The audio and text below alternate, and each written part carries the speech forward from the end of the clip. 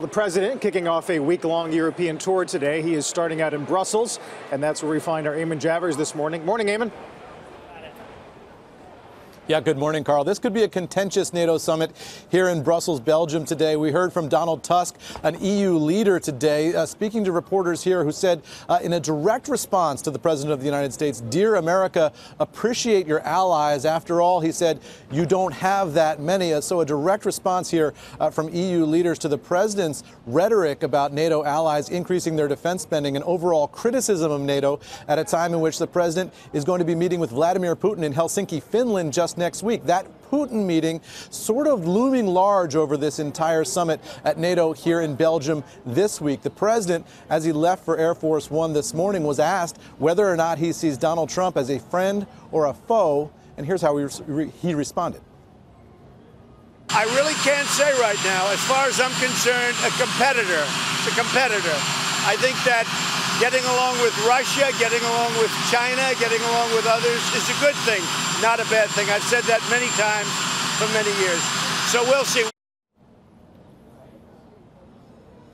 So we spoke to a former NATO official here in Brussels yesterday, and I asked him how that Putin meeting is setting up the atmosphere here in Belgium. Here's what he had to say. It adds a toxic element. A US meeting with a Russian leader is always a complicated issue for the European leaders, even under Obama or George W. Bush. And I remember the administrations before Trump were expending quite a lot of time briefing, debriefing, reassuring the European allies that they were not going to sell away Europe for a deal with the Russians. So now with Trump, it's even more like this, because Trump does not have the confidence of the European leaders. So Putin is very much at the center of that summit. It's the big shadow.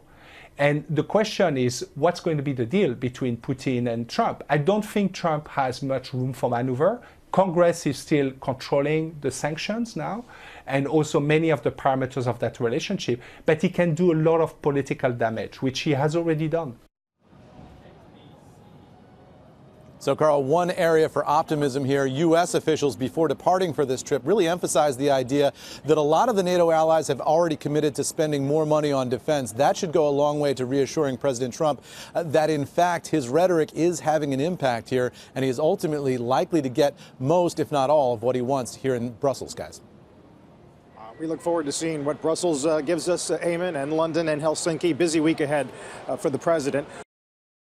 Hey there, thanks for checking out CNBC on YouTube. Be sure to subscribe to stay up to date on all of the day's biggest stories. You can also click on any of the videos around me to watch the latest from CNBC. Thanks for watching.